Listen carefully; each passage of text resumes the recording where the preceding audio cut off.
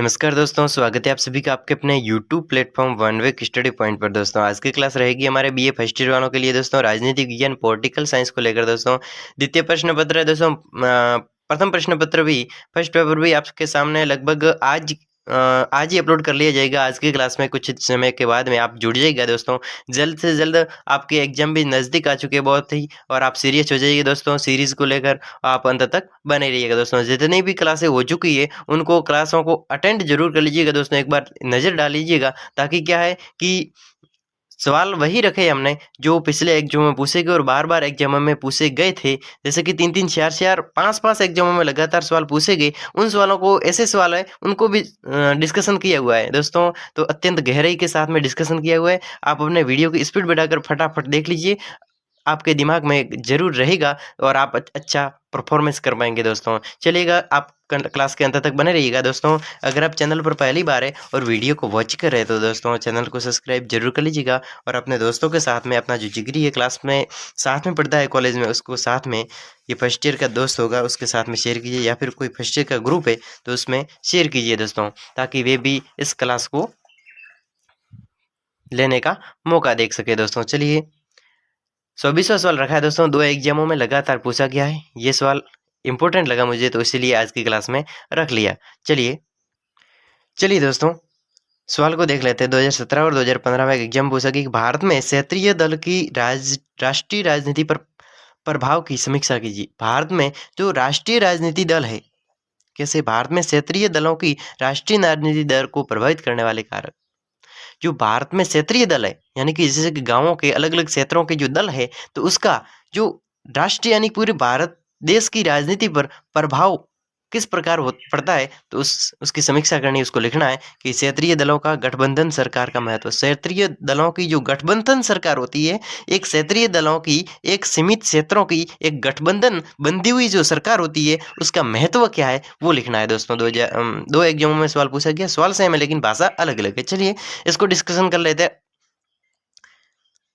क्षेत्रीय दल वे दल होते हैं, क्षेत्रीय दल वे दल होते हैं जिसका संगठन एक प्रभाव क्षेत्र, प्राय एक राज्य या प्रदेश होता है। एक ऐसा गठबंधन जो किसी राज्य या फिर एक प्रदेश में होता है, तो वो कौन सा संगठन होता है? एक क्षेत्रीय दल। क्षेत्रीय दल वह दल होता है जो किसी राज्य, एक सीमित राज्य होता है, छोटा सा राज्य, या फिर कोई प्रदेश है, ऐसा कोई प्रदेश है, छोटा सा देश है, प्रदेश है, तो उसमें भी ये क्षेत्रीय दल होते हैं। इस प्रकार के क्षेत्रीय दलों का दृष्टिकोण संकीर्ण, प्रादेशिक या सांप्रदायिक होता है। इसका दृष्टिकोण कैसा होता है? सांप्रदायिक।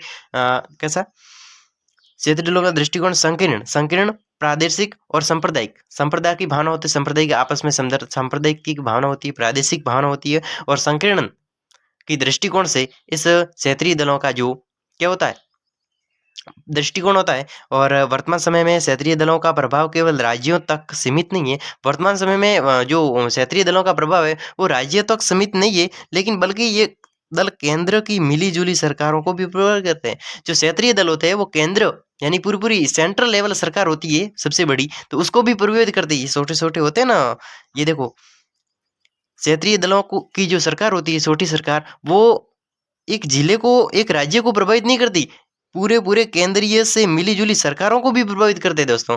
15वीं लोकसभा के निर्वाचन से प्राप्त परिणामों के उपरांत क्षेत्रीय दलों की स्थिति तथा भारतीय राजनीति में संपादित भूमिका से ये स्पष्ट होता है कि उपरोक्त राजनीति दल केवल क्षेत्र या राज्यों तक ही सीमित नहीं रही है दोस्तों। जो उपरोक्त राजनीति दल है वो केवल क्षेत्र या फिर राज्यों तक सीमित नहीं रही है, वो भारत के सेंट्रल गवर्नमेंट तक भी एक प्रभाव डालती है, बल्कि ये मिली-जुली सरकारों के भागीदार, समर्थक या प्रभाव बन चुके हैं। जो मिली-जुली सरकार के जो भागीदार होते हैं, उसको, उसके जो समर्थक होते हैं, वहाँ तक प्रभावक है वो बन चुकी है। यानी कि ये हम क्षेत्रीय दल की जो राजनीति होती है, जो गठबंधन होता है, वो गठबंधन केवल क्षेत्र तक या फिर राज्य तक सीमित नहीं होता, वो पूरे भारत में केंद्र को भी प्रभावित करता है। इतना यह शक्तिशाली गठबंधन होता है। तो यही डिस्कशन था दोस्तों। चलिए आगे और बढ़ते हैं। एक और सवाल है दोस्तों, ये थोड़ा इम्पोर्टेंट लगा मुझे कि क्षेत्रीय दलों की राष्ट्रीय राजनीति को प्रभावित, क्षेत्रीय दलों की जो राष्ट्रीय राजनीति है, क्षेत्रीय दलों की राष्ट्रीय राजनीति पर प्रभाव किस प्रकार का है? क्षेत्रीय दलों की जो राष्ट्रीय राजनीति का प्रभाव गठबंधन सरकारों के दौर में क्षेत्रीय दलों की भूमिका कम है। गठबंधन सरकारों का दौर किस प्रकार का चलता है? जैसे कि कोई गठबंधन सरकारों का दौर या फिर समय चलता है, तो उसमें क्षेत्रीय दलों का किस प्रकार की भूमिका रहती है, उसको लिखना है।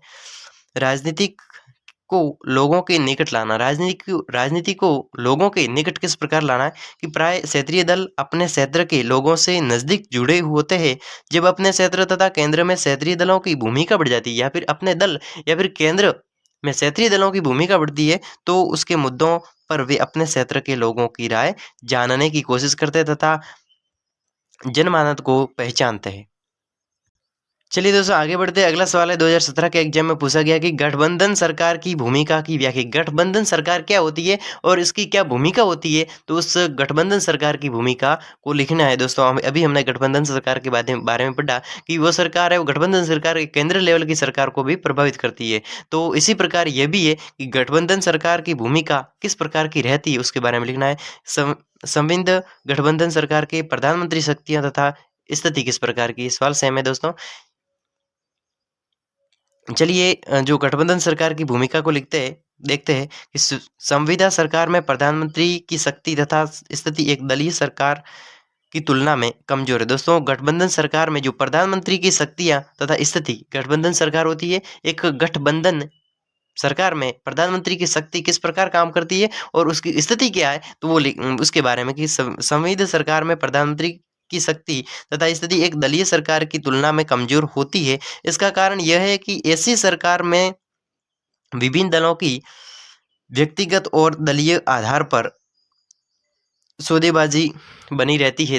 जो क्या होता है कि विभिन्न दलों की व्यक्तिगत एक आपसी व्यक्तिगत और दलीय आधार पर जो सौदाबाजी, यानी इधर से इधर दल का आदमी इधर जाता है, इधर दल का आदमी इधर जाता है, तो आपसे जो सौदे होते हैं तो वो स्थिति है वो बनी रहती है। दूसरी सरकार में साझेदार दल की विचारधारा में भिन्न होती है। जो दूसरी सरकार में साझेदारी की जो दल की विचारधारा होती है वो भी भिन्न होती है। अलग अलग सरकारों में अलग अलग बदलने की मतलब सौदेदारी की जो भावना होती है, विचारधारा होती है, और इसके आधार पर आए दिन टकराहट की स्थिति आती रहती। टकराहट इसलिए दो सरकारों के बीच में जो टकराहट की स्थिति बनती है, तो इसी के कारण बनती है। तीसरे संविध सरकार में विभिन्न दलों के मंत्री, तीसरा जो संविध सरकार है इसमें विभिन्न दलों की मंत्री, अलग अलग दलों के जो मंत्री होते हैं, तो वो सामूहिक उत्तरदायित्व का पालन कठोरता से नहीं करते हैं, और चौथे प्रत्येक दल की नजर आगामी चुनावों पर रहती है। दोस्तों जो चौथा दल होता है, चौथे दल की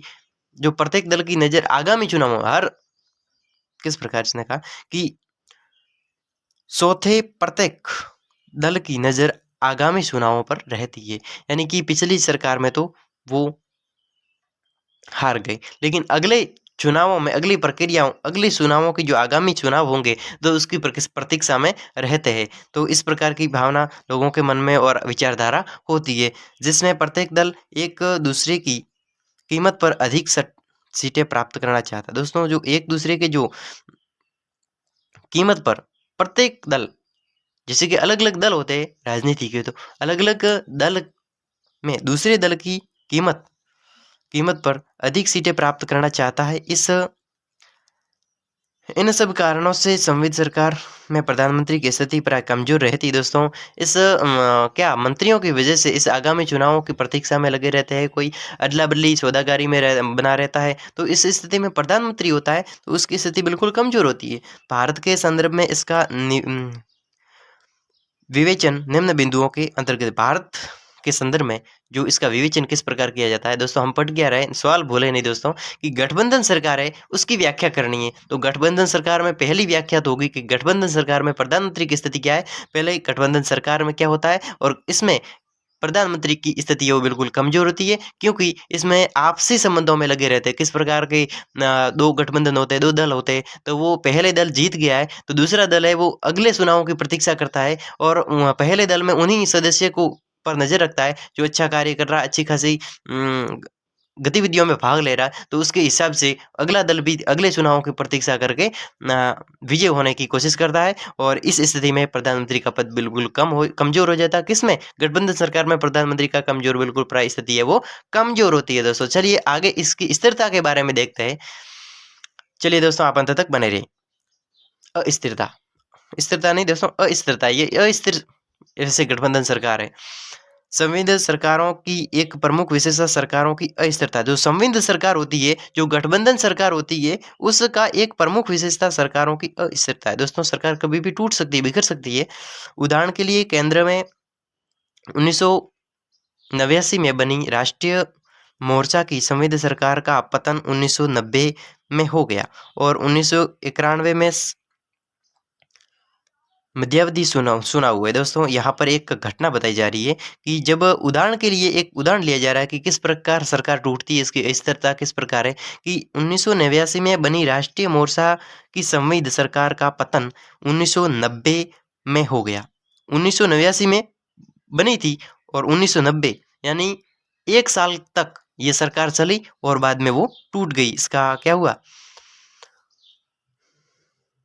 पतन हो गया दोस्तों, यानी कि टूट गई। 1989 में बनी थी और 1990 में टूट गई सरकार। और 1991 में मध्यावधि, 1991 की मध्यावधि यानी 1991 आधा बीत गया था, मध्यावधि थी। मध्यावधि चुनाव में 1997, 1998, 2004 और 2009 की 11वीं, 12वीं, 14वीं और 15वीं लोकसभा का कार्यकाल भी अल्प अवधि का है। दोस्तों जो ये शताब्दियां दे रखी है, 11वीं, 12वीं, 13वीं, 14वीं, 15वीं, ये लोकसभाओं का जो कार्यकाल है ये भी अल्प अवधि का रहा, क्योंकि इस काल में संविधान सरकार का निर्माण हुआ था। संविदा एक संविध सरकार यानी कि जो गठबंधन सरकार होती है, उस अस्थिर सरकार का निर्माण हुआ था, इसलिए इसका कार्यकाल अधूरा रह गया और अल्प रहा था, थोड़ा थोड़ा रहा था। संविध सरकारों की अस्थिरता के प्रमुख 2 कारण रहे। दोस्तों संविध सरकार होती है, जो गठबंधन सरकार होती है, वो अस्थिर क्यों होती है? तो इसके 2 कारण दे रखे हैं। प्रथम, इस इन सरकारों को प्राप्त बहुमत क्षीण होते हैं। दोस्तों जो इस बहुमत होते हैं, इसमें जो बहुमत मिलते हैं तो उसके कैसे क्षीण होते हैं, क्षीण यानी बिल्कुल बहुत बहुमत है वो बिल्कुल क्षीण होता है, कम होता है। एक छोटी मात्रा में बहुमत होते हैं, क्योंकि बहुत सारी 2 दल हो जाते हैं, 2 दलों में आधे इधर चले जाते हैं, आधे यानी क्षीण मात्रा में होते हैं। और वह अनेक दलों की अनेक किंतु परंतुओं के आधार पर, अनेक किंतु परंतुओं के आधार पर निर्मित होता है। अनेक किंतु परंतुओं के आधार पर यानी कि कोई निश्चित नहीं होता, कोई आगे रह जाए तो कोई पीछे, थोड़ा थोड़ा बहुत फर्क रहता है। तो उसमें हम किंतु परंतु, किंतु आप तो इतने आगे रहे और मैं तो इतना रहा, यानी किंतु परंतु के आधार पर यह सरकार बनती है।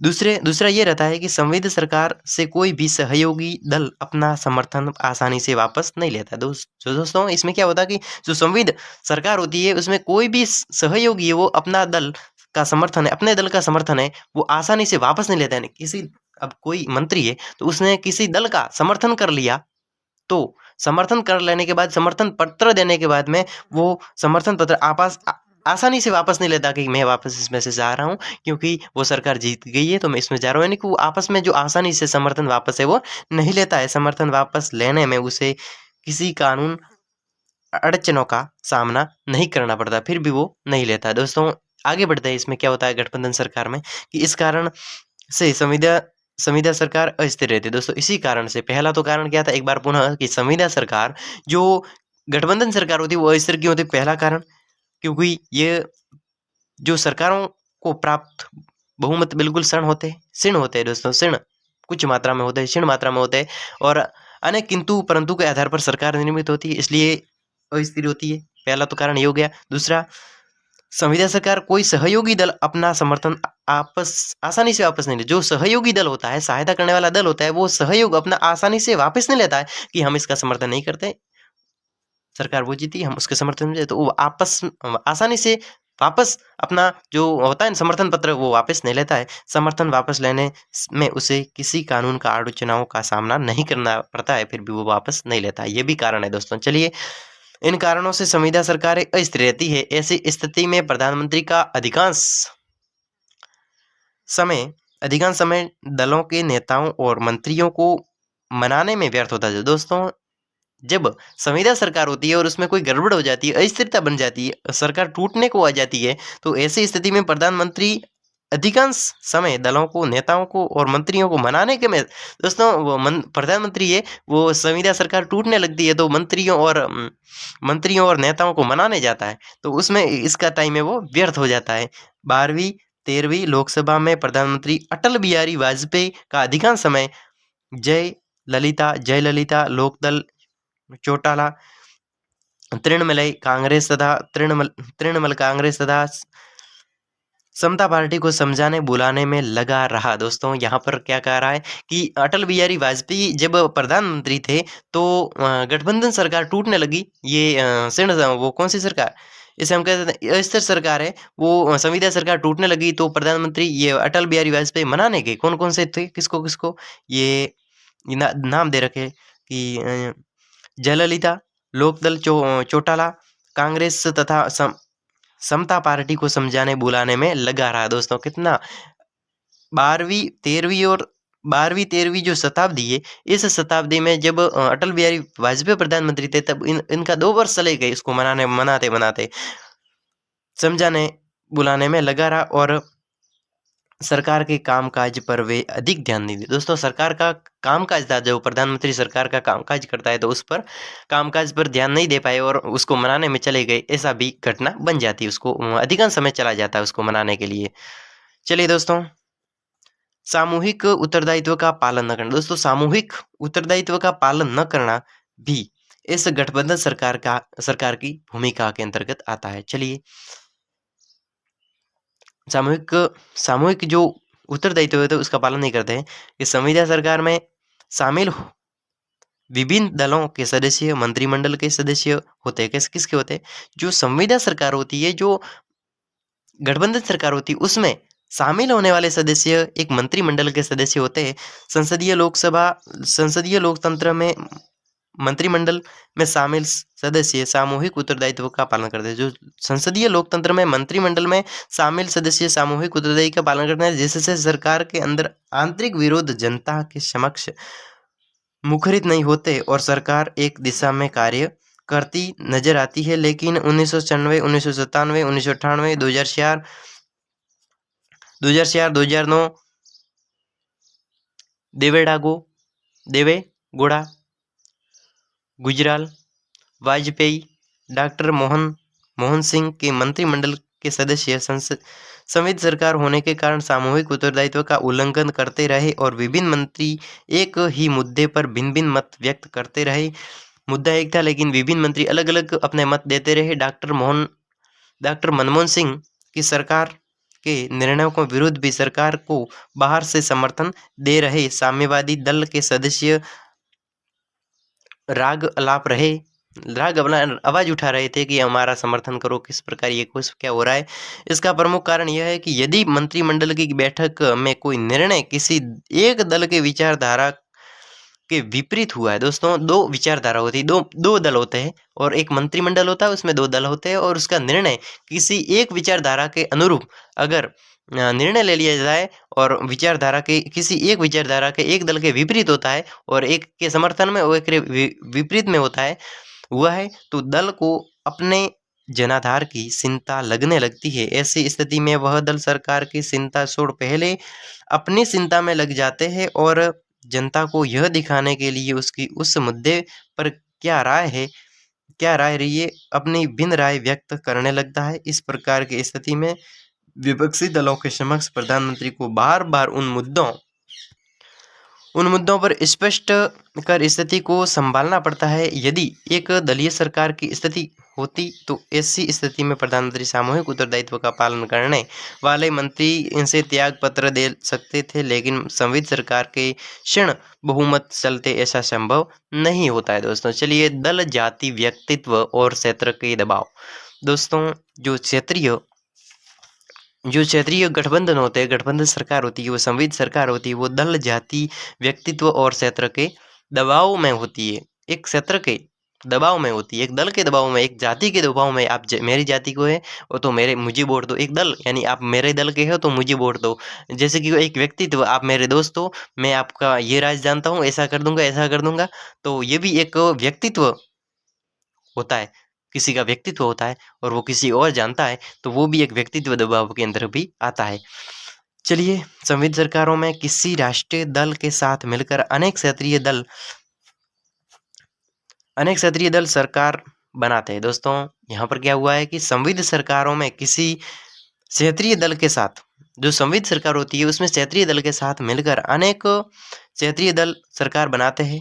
ये विभिन्न क्षेत्रीय दल विभिन्न आधारों जैसे जाति, धर्म, क्षेत्र, व्यक्तित्व आदि के आधार पर अपना अस्तित्व बनाए हुए है। ऐसी स्थिति में संविध सरकार के प्रधानमंत्री को अपनी सरकार का गठन करते समय लोकसभा में विभिन्न दलों की स्थिति, जातिगत समीकरण, उस दलों के नेताओं तथा प्रभावी व्यक्ति होते और क्षेत्रीय संतुलन आदि सभी तत्वों का अध्ययन रखना पड़ता है। दोस्तों, जब जाति, दल और व्यक्तित्व के आधार पर जब दबाव बनता है कि आप मेरी जाति को हो और मुझे वोट देना, आप मेरे दल को हो और मुझे वोट देना, मैं आपका व्यक्तित्व जानता हूँ, मैं आपके बारे में जानता हूँ, अगर ऐसा आपने मुझे वोट दिया नहीं दिया और मुझे नहीं जिताया तो मैं आपके साथ में ऐसा कर दूँ, ये भी एक दबाव, क्षेत्रीय दबाव बनता है। तो उस दबाव की राजनीति किस प्रकार की होती है, तो उसके बारे में कि एक संविदा सरकार होती है, उसमें राष्ट्रीय दल के साथ मिलकर उसके क्षेत्र दल सरकार बनते हैं। ये विभिन्न क्षेत्रीय दल विभिन्न आधारों के जाति, धर्म, क्षेत्र, व्यक्तित्व आदि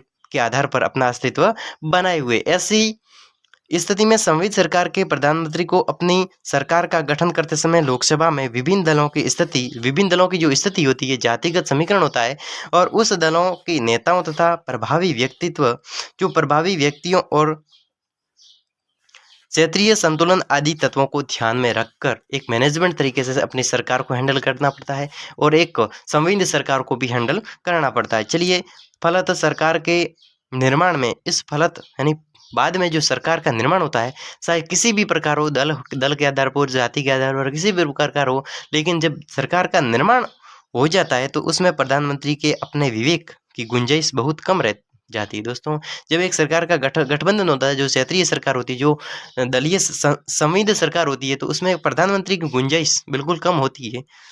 यदि नहीं विभिन्न दलों के नेता अपने के लिए विशेष मंत्रालय की मांग पर अड़ जाते हैं। उदाहरण के लिए अटल बिहारी वाजपेयी के प्रधानमंत्री काल में जयललिता ने जहां सुब्रमण्यम स्वामी को वित्त मंत्रालय दिए जाने के लिए प्रधानमंत्री पर दबाव बनाए रखा। दोस्तों, अटल बिहारी वाजपेयी का जब काल था यानी कि प्रधानमंत्री थे, तब जो जयललिता थी तो उसने क्या किया कि सुब्रमण्यम स्वामी के वित्त मंत्रालय में दिए जाने वाले प्रधानमंत्री पर दबाव बनाया कि वित्त मंत्रालय दिया जा रहा था किसको, सुब्रमण्यम को। तब इस जयललिता ने प्रधानमंत्री पर दबाव यानी अटल बिहारी वाजपेयी पर दबाव डाला। वहां तृणमूल कांग्रेस की नेता ममता बनर्जी रेलवे मंत्रालय के लिए अड़ी रही, जबकि यह मंत्रालय समता पार्टी के नेतृत्व नीतीश कुमार को दिया जा चुका था। अंततः बिना रेल मंत्रालय के वे सरकार में शामिल नहीं हो पाई। दोस्तों, आगे बढ़ते हैं। लोकसभा में दल का नेतृत्व। अब लोकसभा है, लोकसभा का गठबंधन, उसमें दल का नेतृत्व किस प्रकार होता है। लोकसभा में नेतृत्व हम क्या पढ़ रहे हैं, क्षेत्रीय राजनीति। एक क्षेत्रीय राजनीति संविध सरकार होती है, उसके बारे में हम गठबंधन सरकारों के बारे में पढ़ रहे हैं। चलिए, लोकसभा में दल का नेतृत्व, एक लोकसभा बन जाती है, एक सरकार बन जाती है, तो उसमें लोकसभा होती है। लोकसभा में दल का नेतृत्व, एक दल का नेतृत्व कौन करता है, किस प्रकार होता है। लोकसभा में प्रधानमंत्री बहुमत दल का नेता होता है। आप जानते होंगे लोकसभा में बहुमत दल का नेता कौन होता है, प्रधानमंत्री। किंतु संविध सरकारों में उसका नेतृत्व कमजोर। जो संविध सरकार होती है यानी संविध सरकार, यानी हम कह सकते हैं कि गठबंधन सरकार। तो संविध सरकार होती है, गठबंधन सरकार होती है। उस गठबंधन सरकारों में, संविध सरकारों में प्रधानमंत्री का जो नेतृत्व होता है, जो आदेश होता है, वो बिल्कुल उसका काम, प्रधानमंत्री का काम कमजोर होता है। वह अपनी इच्छानुसार कोई विधेयक पारित नहीं कर सकता। प्रधानमंत्री अपने विधेयक, अपनी बुद्धि के अनुसार कोई भी विधेयक वो पारित नहीं कर सकता। न ही लोकसभा पर अपना नियंत्रण रख सकता है। उदाहरणार्थ जून 1900, एक उदाहरण दिया जा रहा है कि पहले ऐसी घटना हो चुकी है। 1996 में मोर्चा की सरकार का गठन हुआ। मोर्चा की सरकार का गठन हुआ, कब हुआ था, 1996 में मोर्चा की सरकार का गठन हुआ, जिसमें देवगौड़ा को प्रधानमंत्री बनाया। किसको, देवगौड़ा को प्रधानमंत्री बनाया गया, परंतु सत्ता पक्ष के दल पर उसका नियंत्रण शून्य था। जो सत्ता पक्ष थी उस पर उसका दल का नियंत्रण बिल्कुल शून्य था। इस प्रकार ये स्थिति 1997 में श्री गुजराल, श्री 1904, 2009 डॉक्टर मनमोहन सिंह की रही यहाँ पर क्या प्रधानमंत्री का गद्दी रही मनमोहन सिंह की, किंतु इसका तात्पर्य यह नहीं कि संविदा सरकारों के नेतृत्व में संबंध में प्रधानमंत्री का प्रभाव है शून्य, ऐसा तो नहीं है, लेकिन फिर भी इसका प्रभाव बिल्कुल कम रहता है। फिर अगला, राज्य सरकारों के संबंध में शक्तियाँ किस प्रकार की है। फिर ये राज्य सरकारों के संबंध में शक्तियों को आप यहाँ पर वीडियो को स्किप करके भी पढ़ सकते हैं दोस्तों। आगे बढ़ते हैं, अगली क्लास में बढ़ेंगे दोस्तों। अगली क्लास का वीडियो अगली क्लास में रहेगा दोस्तों। क्लास ज़्यादा लंबी हो जाएगी, इसलिए मैं अंत तक आपके साथ में बना रहना चाहता हूँ, लेकिन आप अपनी खुद की 1 वीक सीरीज ऑफलाइन पढ़िए, अच्छा रहेगा। और ऑनलाइन पढ़ने का बहुत अच्छा तरीका है। अगर आपके माइंड में कोई ऐसे सवाल रह जाते हैं, आपके दिमाग से ऐसे कोई सवाल रह जाते हैं जो इम्पोर्टेंट है एग्जाम की दृष्टि से, लेकिन आपने देखे नहीं है, तो आपको मैं आपके सामने वो सवाल लेके आता हूँ हर समय जो एग्जाम की दृष्टि से इम्पोर्टेंट है और पिछले 2-4 एग्जामों में पूछे गए दोस्तों। 2-3 एग्जामों में तो ज़रूर पूछे गए, उन्हीं सवालों को आपके सामने पेश करता हूँ। आपको हर क्लास मिलेगी इस चैनल पर। आप चैनल को सब्सक्राइब कीजिए और अंत तक बने रहिए, और विशेष तौर पर अपने दोस्तों के साथ में शेयर कीजिए दोस्तों। अपने दोस्तों के साथ में शेयर कीजिए ताकि वे भी इस क्लास से जुड़े और क्या करें, इसका फ़ायदा उठाए दोस्तों, और उसको भी ये मौका दीजिए। तब तक के लिए अनुमति दीजिए, आपकी अगली क्लासों का आयोजन किएगा। तब तक के लिए धन्यवाद, बाय बाय।